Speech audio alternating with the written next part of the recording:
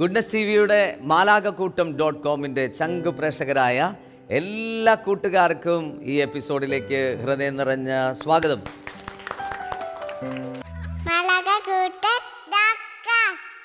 ഇന്ന് ഈ സ്വർഗത്തിൽ എത്തിയിരിക്കുന്നത് സെന്റ് ജോസഫ് ഊരകം ചർച്ചിലെ കൊച്ചു കൂട്ടുകാരാണ്. നിങ്ങൾക്ക് എല്ലാവർക്കും ഈ സ്വർഗത്തിലേക്ക് ഹൃദയം നിറഞ്ഞ സ്വാഗതം. Are you happy?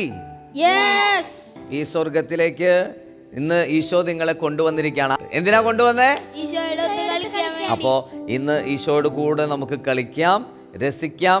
ഈ ഒരു പ്രോഗ്രാമിൽ നിങ്ങളെല്ലാവരും നല്ല എനർജറ്റിക് ആയിട്ട് മാലാഖമാരെ പോലെ ഇന്ന് പെർഫോം ചെയ്യണം. R you ready? Yes. Okay. അപ്പൊ ഇന്ന് ഈ എപ്പിസോഡിന്റെ ആദ്യ സെഗ്മെന്റിലേക്ക് നമ്മൾ കടക്കുകയാണ്. ഒന്നാമത്തെ സെഗ്മെന്റ് ഈശോയ്ക്ക് സ്തുതി പാടാം. എന്താണ്? ഈശോയ്ക്ക് സ്തുതി പാടാം. ഒരു കൊച്ചു പാട്ട് നമ്മൾ പഠിക്കും. ആ പാട്ട് പഠിച്ച് ഒരു ആക്ഷനൊക്കെ ചെയ്ത് മാലാഖയെ പോലെ ഈശോയെ സ്നേഹിക്കാൻ പോവാണ്. R you ready? ഈശോയെ സ്നേഹിക്കുന്ന മറ്റൊരു ഭാവമാണ് ഡാൻസ് ഒക്കെ കളിച്ച് ആക്ഷൻ സോങ് ചെയ്യുന്നത്. ഈശോയെ സ്നേഹിക്കൽ തന്നെയാണത്. സഭയിലൊരു വിശുദ്ധൻ ഇങ്ങനെ പറഞ്ഞിട്ടുണ്ട്, ഒരു പാട്ട് പാടുന്നത് ഇരട്ടി പ്രാർത്ഥനയാണ്, ഇരട്ടി ഡബിൾ പ്രയർ ആണെന്ന് പറഞ്ഞൊരു വിശുദ്ധനുണ്ട്. ആർക്കെങ്കിലും അറിയാമോ ഇങ്ങനെ ഒരു വിശുദ്ധനെ കുറിച്ച്? Very good. ഒരു കൈഡി കൊടുത്തേ, കൈഡി കൊടുത്തേ. ഓക്കെ. വിശുദ്ധ അഗസ്തീനോസ് പറഞ്ഞത് എന്താണ്?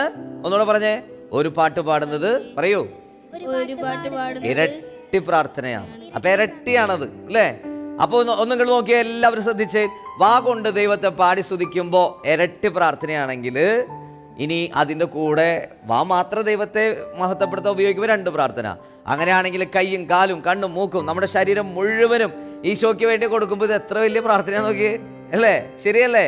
അപ്പൊ ഇത്രയും വലിയൊരു പ്രാർത്ഥനയാണ് നിങ്ങൾ ചെയ്യണത്. ഇത് വെറുതെ ഒരു ഡാൻസ് അല്ല. ആക്ഷൻ സോങ് എന്ന് പറയുന്ന ദൈവസ്തുതി പറയുന്ന, ദൈവത്തിനെ ആരാധിക്കുന്ന ഒരു രീതിയാണ്. അപ്പൊ നമുക്കൊന്ന് പാടി പ്രാർത്ഥിക്കാം. ഒരു പാട്ട് പഠിച്ചാലോ? Are you ready?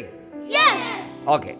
കാത്തു കാത്തു കാത്തു കാത്തു ഞാൻ ഇരിപ്പാണേ, സ്വർഗം നോക്കി പോകുവാൻ ഞാൻ ഇരിപ്പാണേ. പാടിക്കേ. കാത്തു കാത്തു കാത്തു കാത്തു ഞാൻ ഇരിപ്പാണേ. ഉറക്കെ പാടിക്കേ. സ്വർഗം നോക്കി പോകുവാൻ. ഇത്രയൊന്നും പോരാ, മാലാഖയുടെ ശബ്ദം വരട്ടെ. കാത്ത് കാത്ത് കാത്ത് കാത്ത് ഞാൻ ഇരിപ്പാണേ, സ്വർഗം നോക്കി പോകുവാൻ ഞാൻ. അടുത്ത വരി. പാപത്തിൽ ഓടുവാൻ നേരമില്ല, ലോകത്തിൽ ഓടുവാൻ നേരമില്ല. പാടിക്കേ. ഓടുവാൻ നേരമില്ല, ലോകത്തിൽ ഓടുവാൻ നേരമില്ല, സ്വർഗം നോക്കി പോകുവാൻ നേരമായേ. പാടിക്കേ. സ്വർഗം നോക്കി പോകുവാൻ നേരമായേ. തും തനക്കട് ധനക്ക് ധന, തും തനക്കട് ധനക്ക് ധന, തും ദാനി ധന ധനാനി. പാടിക്കോ. തും തനക്കന എനർജി എനർജി. തും തനക്കന ധനക്ക് ധന, തും ദാനി ധന ധനാനി. അടുത്ത വരി. ഒരു നാളിൽ ഞാൻ മാലാഖയ്ക്കൊപ്പം സ്വർഗത്തിലേക്ക് പറന്നുയരും. എങ്ങനെ? ഒരു നാളിൽ ഞാനും മാലാഖയ്ക്കൊപ്പം സ്വർഗത്തിലേക്ക് പറന്നുയരും. അതുവരെ ഇവിടെ താളമേളമോടെ, അതുവരെ ഇവിടെ താളമേളമോടെ, സ്വർഗീയ സംഗീത നൃത്തോത്സവം, സ്വർഗീയ സംഗീത നൃത്തോത്സവം. ഒന്നിച്ച് പാടിക്കേ. തും തനക്കട് ധനക്ക് ധന, കൈയടിച്ച് പാടിക്കേ. തും ദാനെ ധനാനേ, തും തനക്കട് തും ദാനെ ധന ധനാനേ. പാട്ട് പഠിച്ചോ?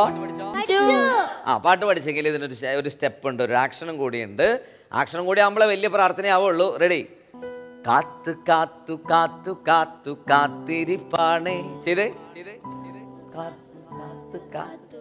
വിഷമിച്ചിട്ടല്ല, സന്തോഷത്തോടെ ഇരുന്നേ. കാത്ത് കാത്ത് കാത്ത് കാത്ത് കാത്തിരിപ്പാണ്. കാത്ത് ഞാനിരിപ്പാണ്, സ്വർഗം നോക്കി പോകുവാൻ ഞാനിരിപ്പാണ്. ചെയ്തേ. ഇരിപ്പാണേ. പാപത്തിൽ ഓടുവാൻ നേരമില്ല, ലോകത്തിൽ ഓടുവാൻ. ചെയ്തെല്ലാവരും. പാപത്തിൽ ഓടുവാൻ നേരമില്ല, ലോകത്തിൽ ഓടുവാൻ നേരമില്ല. സ്വർഗം നോക്കി പോകുവാൻ നേരമായേ, സ്വർഗം നോക്കി പോകുവാൻ നേരമായി. ഇടോകെ ദും തനക്കെട് തനക്ക് ധന, ദും തനക്കെട് തനക്ക് ധന, ദും ദാനേ ധന ധനാനേ. ചെയ്തേ.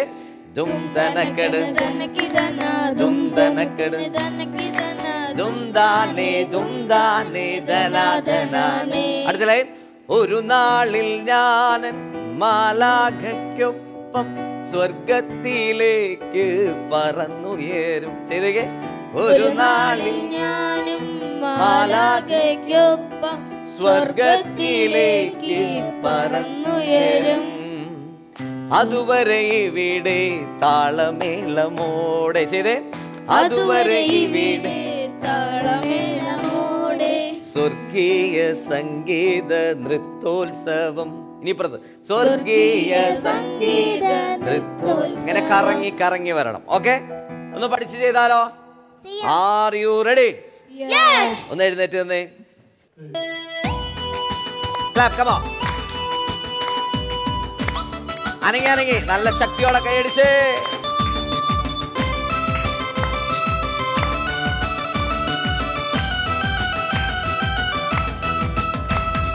കാത്തു കാത്തു കാത്തു കാത്തു ഞാനിരിപ്പാണേ, സ്വർഗം നോക്കി പോകുവാൻ ഞാനിരിപ്പാണ്. എല്ലാവരും ചെയ്തേ.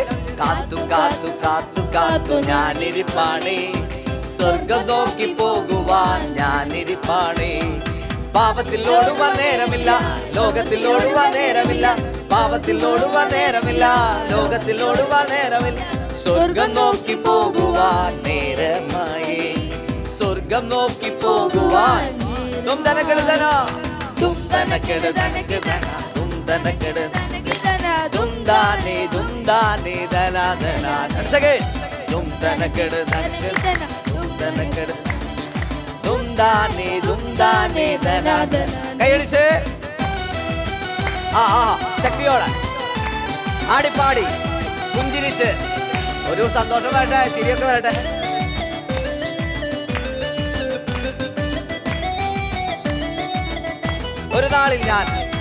ഒരു നാളിൽ ഞാൻ മാലാഖയ്ക്കൊപ്പം സ്വർഗത്തിലേക്ക് പറന്നുയരും. എങ്ങനെ? ഒരു നാളിൽ ഞാൻ മാലാഖയ്ക്കൊപ്പം സ്വർഗത്തിലേക്ക് പറന്നുയരും.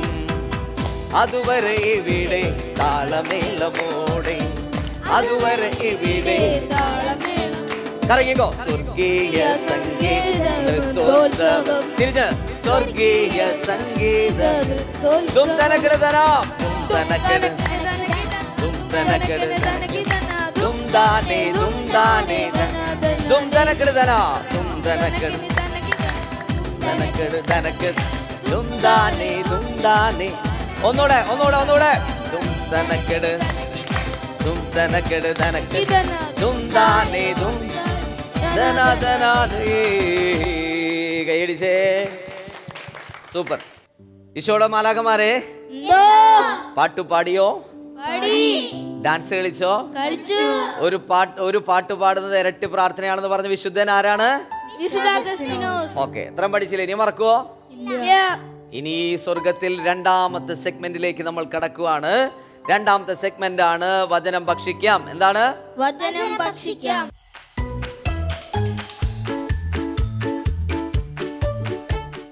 ബൈബിളിലൊക്കെ പറയുന്നത് വിശപ്പുണ്ടാകണം. എന്തുണ്ടാകണം?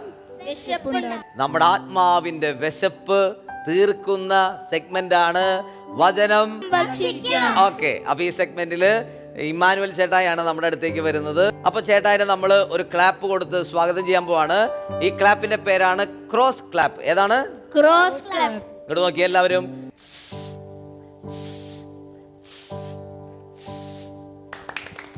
പഠിച്ചോ?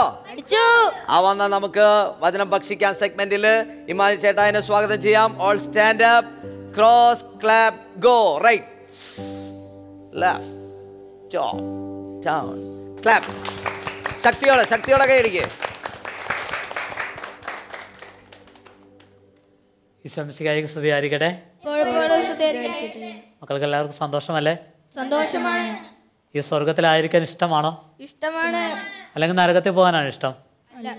നിങ്ങൾ പാട്ട് പാടി എന്താ പാടിയത്? എന്താ എവിടെ പോകണമെന്നാ? സ്വർഗത്തിൽ പോകാൻ അല്ലേ? ഓക്കെ, സ്വർഗത്തിൽ പോകാൻ ഇഷ്ടമുള്ള എല്ലാ മക്കളും ഇരുന്ന്. ഈശോയുടെ മക്കളല്ലേ? അതെ. നമുക്കിന്ന് ഒരു ചെറിയൊരു കഥ കേട്ട് തുടങ്ങിയാലോ? കഥ കേൾക്കാൻ ഇഷ്ടമാണോ? ചെറിയൊരു പുസ്തകത്തിൽ വായിച്ചൊരു കഥയാണ്, പക്ഷേ നല്ലൊരു മെസ്സേജ് ഉണ്ട്. ഈ മെസ്സേജ് ഞാൻ നിങ്ങളോട് ചോദിക്കും കേട്ടോ. ഓക്കെ, കഥ തുടങ്ങാം. കഥ എങ്ങനെയാണ്? ഒരിക്കലും ഒരു കല്ലുകൊത്തുകാരൻ എന്ന് പറഞ്ഞാൽ നിങ്ങൾക്ക് മനസ്സിലാവുമോ?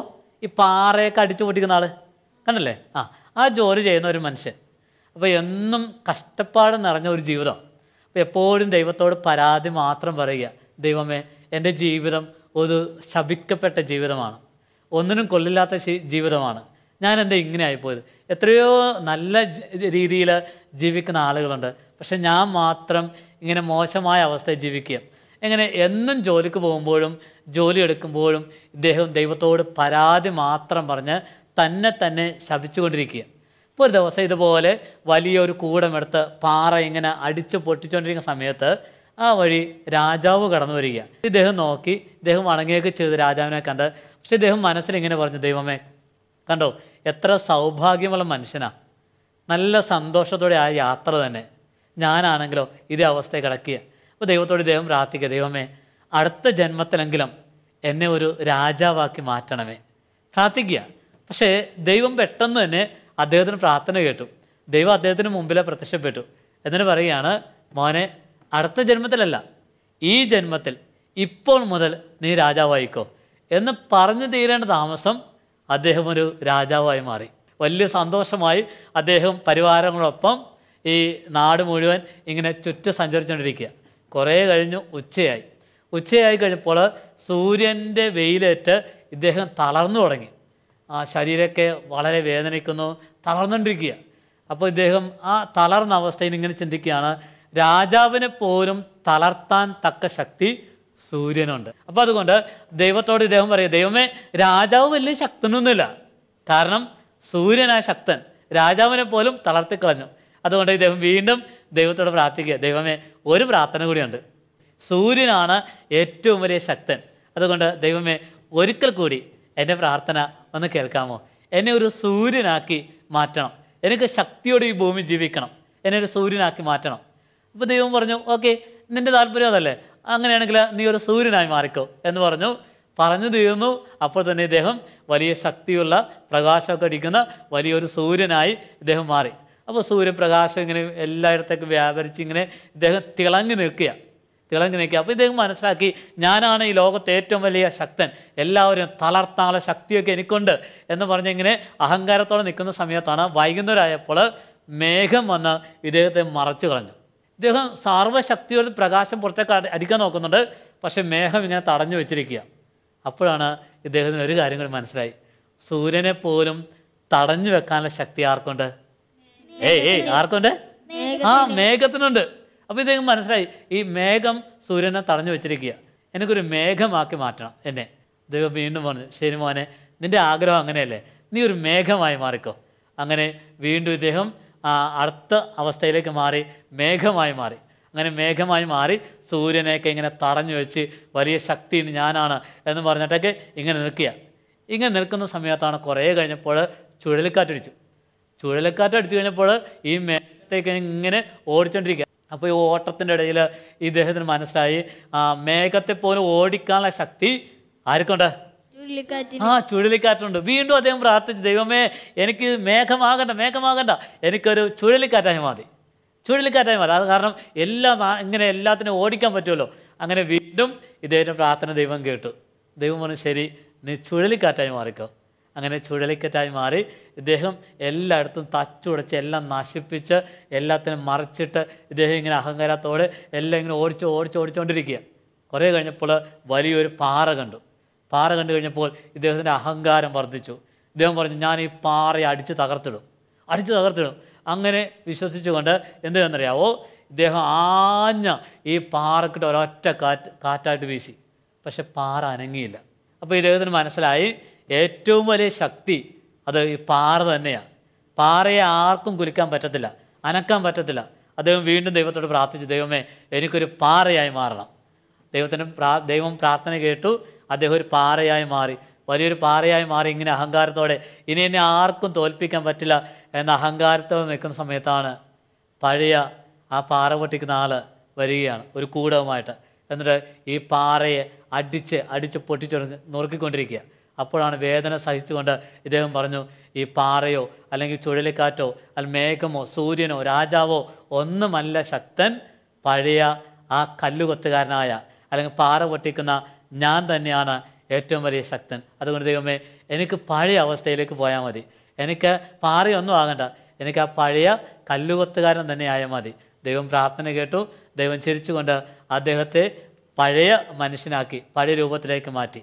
പ്രിയമുള്ളവരെ, ഇന്ന് അനേകം കുഞ്ഞുങ്ങളുടെ അല്ലെങ്കിൽ അനേകം വ്യക്തികളുടെ ഒരു പരാതിയാണ്, എന്നെ ഒന്നിനും കൊള്ളത്തില്ല, എനിക്കൊരു കഴിവില്ല, ഞാൻ വളരെ മോശമാണ്. ഈശ്വര വചനം ഇങ്ങനെ പറയുന്നത്, യെശയ്യാ പ്രവചനം 43-ാം അധ്യായം 4-ാമത്തെ തിരുവചനം. അവിടെ ഇങ്ങനെ പറയുന്നത്, നീ എനിക്ക് വിലപ്പെട്ടവനും ബഹുമാന്യനും പ്രിയങ്കരനും ആയതുകൊണ്ട് നിനക്ക് പകരമായി ഞാൻ മനുഷ്യരെയും നിന്റെ ജീവന് പകരമായി ഞാൻ ജനതകളെയും നൽകുന്നു, ഭയപ്പെടേണ്ട, ഞാൻ നിന്റെ കൂടെയുണ്ട്. പ്രിയമുള്ളവരെ ഓർക്കണം കേട്ടോ, നമ്മൾ ഈ ഭൂമിയിൽ ദൈവത്തിന് ഏറ്റവും പ്രിയമുള്ളവരാണ്. ഈ വചനം പറഞ്ഞു വയ്ക്കുന്നത് അത് തന്നെയാണ്. നീ ഭൂമിയിൽ ഏറ്റവും വിലയുള്ളവനാണ്. നീ ഈ ഭൂമിയിൽ ഏറ്റവും ഉറപ്പാണോ? God bless you. ഈശോയുടെ കുഞ്ഞുമക്കളെ, വചനം ഭക്ഷിച്ചോ? ഇന്ന് എന്തിനെ കുറിച്ചാണ് ഇമ്മാനുവൽ ചേട്ടൻ നമ്മളോട് പറഞ്ഞേ? എന്തിനെ കുറിച്ചാ പറഞ്ഞേ? നമ്മൾ മോശക്കാരാണെന്നാണോ? പിന്നെ നമ്മൾ വിലയുള്ളവരാണ്, വിലയുള്ളവരാണ് എന്നല്ലേ? നമ്മളെപ്പോഴും നിസാര കാര്യങ്ങൾ വരുമ്പോൾ എന്നെ കൊള്ളത്തില്ല, എനിക്ക് പറ്റത്തില്ല, അങ്ങനെ ഉൾവലിയും. ഇവിടെ വിലയുള്ളവരാണ് നമ്മളെ പഠിപ്പിക്കുകയായിരുന്നു. അതിനൊരു ചെറിയ സാങ്കല്പിക കഥ പറഞ്ഞു അല്ലേ, നിങ്ങൾ മനസ്സിലാക്കാൻ. അത് യാഥാർത്ഥ്യ കഥയല്ല, ഒരു സാങ്കല്പികമായിട്ട് മക്കൾക്ക് മനസ്സിലാക്കാൻ വേണ്ടിയിട്ട്. ഓക്കെ, ഇനി നമ്മൾ ഈ സ്വർഗത്തിൽ അടുത്തൊരു സെഗ്മെന്റിലേക്ക് കടക്കുവാണ്. 3-ാമത്തെ സെഗ്മെന്റ് ആണ് വിശുദ്ധരെ പരിചയപ്പെടാം. എന്താണ്? വിശുദ്ധരെ പരിചയപ്പെടാം.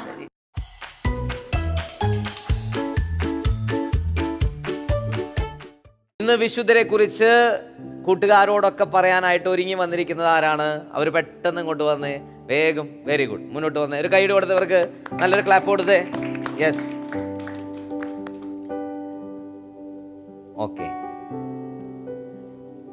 ഇന്ന് വിശുദ്ധരെ കുറിച്ച് നമ്മൾ കേൾക്കാൻ പോവാണ്. മോളുടെ പേര് പറഞ്ഞേ. ആൻമരിയ. എത്രാം ക്ലാസ്സിൽ പഠിക്കുന്നത്? 9. ആൻമരിയ 9-ാം ക്ലാസ്സിൽ പഠിക്കുന്ന ആൻമരിയ പറയാൻ പോകുന്ന ഏത് വിശുദ്ധയെ കുറിച്ചാണ്? മറിയം ത്രേസ്യയെ കുറിച്ചാണ്. നല്ല ശ്രദ്ധയോടെ കേട്ടിരിക്കണം. ഓക്കെ. പ്രിയ കൂട്ടുകാരെ, ഞാൻ ഇവിടെ നിന്ന് പറയാൻ പോകുന്നത് മറിയം ത്രേസ്യയെ കുറിച്ചാണ്.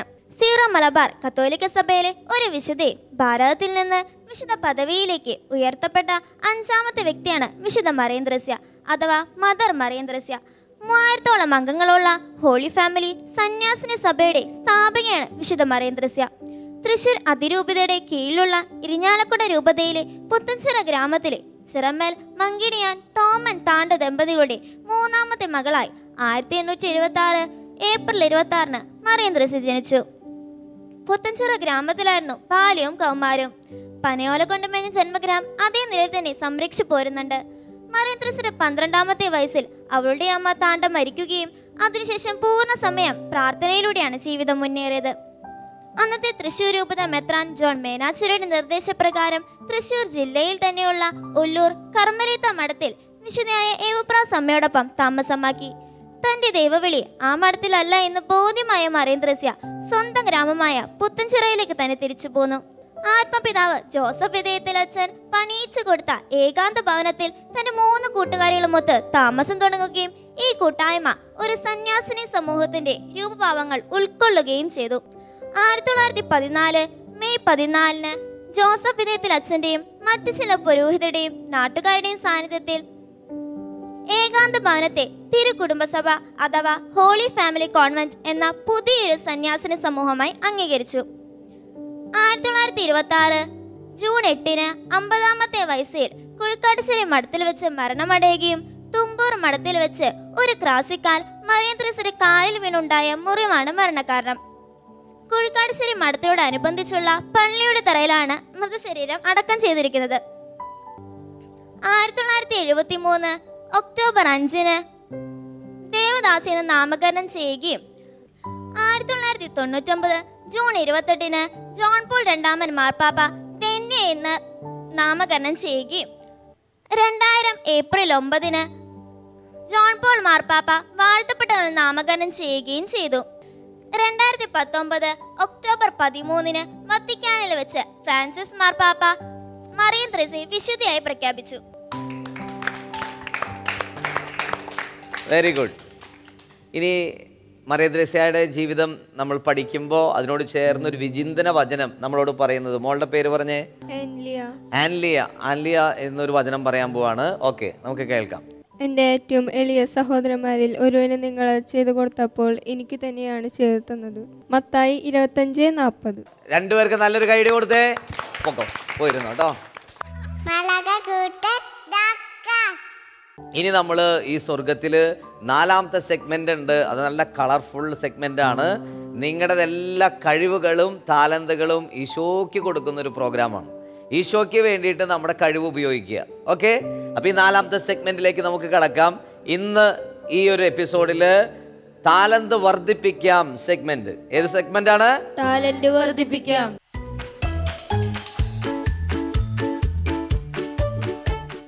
ആരാണ് ഇതിൽ പെർഫോം ചെയ്യാനായിട്ട് വരുന്നത്? ഡാൻസ് ഒക്കെ ആയിട്ട് അല്ലേ ഒരുങ്ങിയിട്ടുള്ളവരുണ്ടല്ലോ, വായോ.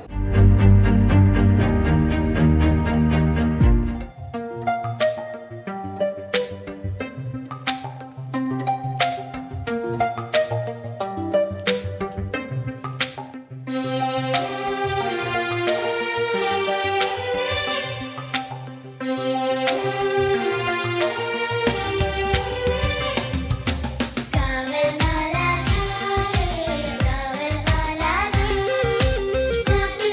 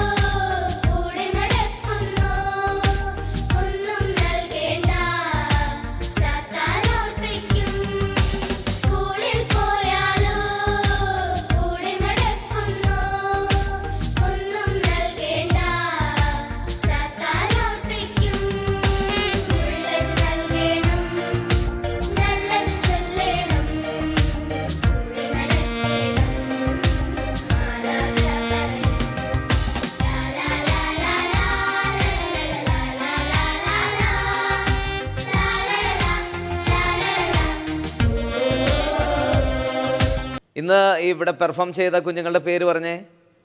സേറയാണ് ഇത്, പിന്നെ ഇവാനിയ, അമേലിയ. ഈശോയുടെ കൂട്ടുകാരെ, എന്തോ ഡാൻസ് ഒക്കെ കണ്ട് രസിച്ചിരിക്കുകയാണല്ലോ അല്ലേ? ഇനി എപ്പിസോഡിൽ നമ്മൾ ലാസ്റ്റ് ഭാഗത്തിലേക്ക് വരികയാണ്. ഇവിടെ നമ്മൾ 1-2 കാര്യങ്ങളൊക്കെ ഇവിടെ ഒരുക്കി വെച്ചിട്ടുണ്ട്. ഇതെന്തിനാണെന്ന് ചേട്ടൻ നിങ്ങളോട് പറയാൻ പോവാണ്. ഈ കൂട്ടത്തിൽ ഇന്ന് ഈ സ്വർഗത്തിലുണ്ടായിരുന്ന എല്ലാ കൂട്ടുകാരും വളരെ ഭംഗിയായിട്ട് ചെയ്തവരാണ്. എന്നാലും ഒരാളെ ഇതിൽ നിന്ന് ലക്കി ഡ്രോ ചെയ്യാണ്. ഏഞ്ചൽ ഓഫ് ദ എപ്പിസോഡായിട്ട് ഒരു കുഞ്ഞിനെ തിരഞ്ഞെടുക്കാൻ പോവാണ്. R you ready? ഹാപ്പി ആണോ? അതെ. വാ മോള് വായോ. ഇതിൽ നിന്ന് ഒരെണ്ണം തിരഞ്ഞെടുത്തേ. ഒന്ന് കൈയടി കൊടുത്തേ, നല്ലൊരു കൈയടി കൊടുത്തേ.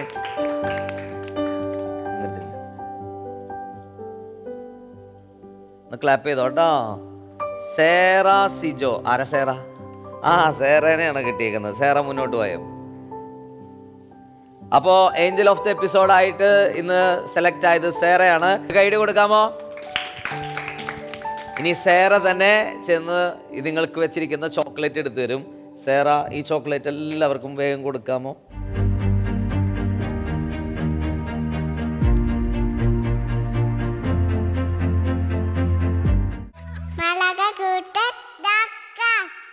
ഒന്ന് കണ്ണടച്ച് കൈകൂപ്പി പിടിച്ച് ഈശോയ്ക്ക് നന്ദി പറയാം. ഈ ഒരു എപ്പിസോഡിൽ വളരെ മനോഹരമായിട്ട് ഇവിടെ നമ്മളിരുന്നു, പാടി, ഡാൻസ് കണ്ടു, വചനം ഭക്ഷിച്ചു, വിശുദ്ധരെ മനസ്സിലാക്കി പഠിച്ചു. ഇങ്ങനെ കുറേ കാര്യങ്ങൾ ഈ സ്വർഗത്തിൽ ഇന്ന് ഈശോ നമുക്ക് ഒരുക്കി. ഒരു വിരുന്നായിരുന്നു ശരിക്കും പറഞ്ഞ ഇവിടെ.